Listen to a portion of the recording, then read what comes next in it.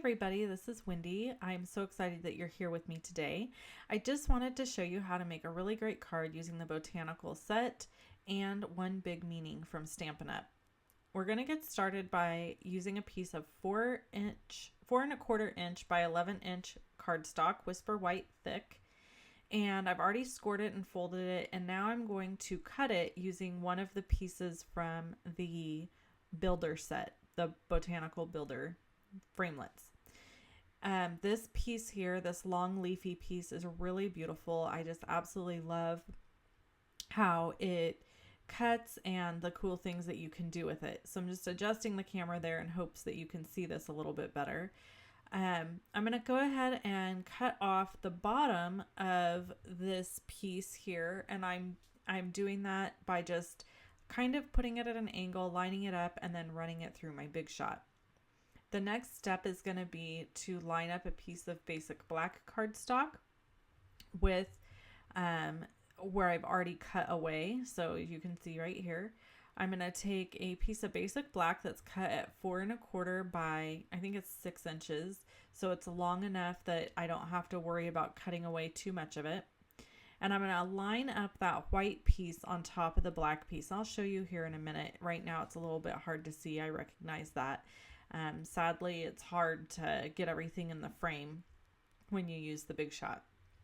So I'm just going to be lining this up, and I'm actually taking the framelit and going to slip it into those slots that you see on the whisper white piece. And I'm doing that so that I can measure exactly where the black piece will fit in like a puzzle. So I have to do this first to make sure that the cut is correct. So I'm running that through, and it's just going to cut off that piece of basic black cardstock for me, leaving a really cool edge.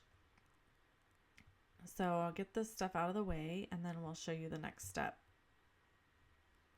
Okay, so now that I have this cut away, you can see it just comes apart, and I'm going to go ahead and punch out the small pieces that are there, and now I can fit the bottom black piece into the top white piece, so they're flush with each other, so it goes together just like a puzzle. And then what I had to do in order to make this work is I had to cut a piece of whisper white cardstock to go underneath. Now in hindsight, I think I would have cut this piece a little bit bigger, wider, so it went all the way across, but I didn't do that. I cut it at 4 inches by, I think, 5 inches, so it wouldn't cover the entire piece. So you can see here I've turned the card over, and I'm using fast fuse adhesive on the back of this front flap of the card, and then I'm going to adhere down the whisper white piece that I have cut. So this is the inside of the front flap of my card. So I'm going to go ahead and add this down now, and you'll be able to see it goes together beautifully. And now I have this two-tone look that is completely flat, rather than this black piece being raised on top. And then I'm just going to take my trimmer and trim off the excess black cardstock, and my card ends up being it's like a 4¼ by 4¼ card, I think, or maybe 5 by 4¼ I ended up cutting a little too much off, so be careful of that. We're using Watermelon Wonder, Daffodil Delight, and Cucumber Crush to create the leaves on this card. And the leaves from the stamp set are just gorgeous. They stamp beautifully, and they're nice and big, and they look very tropical. And what I do sometimes, and I did here, is I double mounted this clear block. So on one side is the solid leaf stamp, and on the other side is the spine or the bones of this leaf. And so that's what I'm adding here by just flipping the clear block over. And then I'm going to go ahead and use just a little bit of my fine tip glue, because I found right in this area the leaf that I had die cut was sticking up, so I needed to fix that some way. I'm going to go ahead and grab my Daffodil Delight ink, and use another one of the leaves from this set. It's a really beautiful leaf. And go ahead and do the same thing. Stamp it and then flip the block over, and I'll be able to stamp the bones. And then I'm going to do the same thing with the Watermelon Wonder. So I just want to mention that this is not available yet. This stamp set and framelit set won't be available until January 5th. So you can make sure to check out my online store after January 5th to purchase this and any of the other products in the 2016 Occasions catalog. And I also want to mention that Stampin' Up! Is going to be offering an amazing sign-up offer.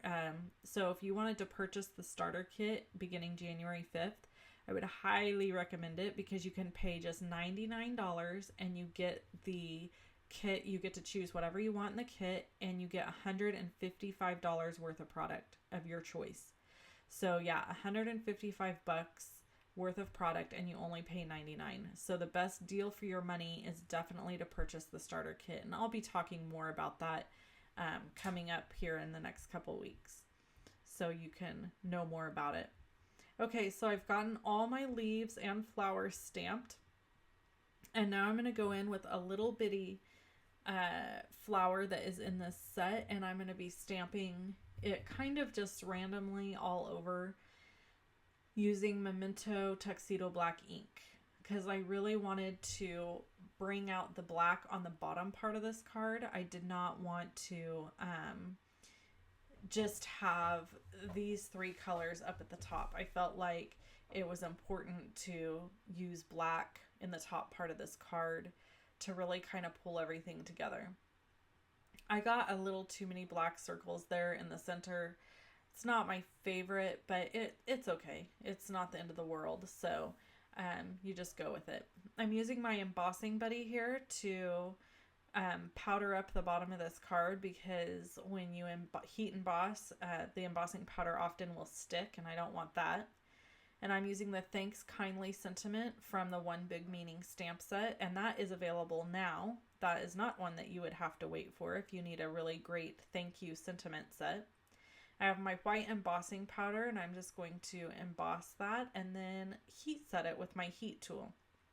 Something I do want to mention about this card and any of the other cards I make using this framelit set is you really have to think about how you want your pieces to go together on that leafy piece, because I had to cut this 2 or 3 times to get the right fitting on the card so that the card would go together like a puzzle piece. So that's why in the beginning I had to lay it on top of, or I should say I had to lay what I had already cut on top of the black piece and then line the framelit up to it, because there's really no other way for me to make sure that I got the right cut going across and have it be the right width. So that's why I did it that way. Okay, so these are my cards. I added a few rhinestones to my other card, and this is what they ended up looking like. I really love how they turned out. Thanks for watching. Have a great day. Bye-bye. Thanks for hanging out all the way to the end of the video. These are a couple other videos you can check out. Just click on the images and you'll be taken to that video. Thanks so much. Bye-bye.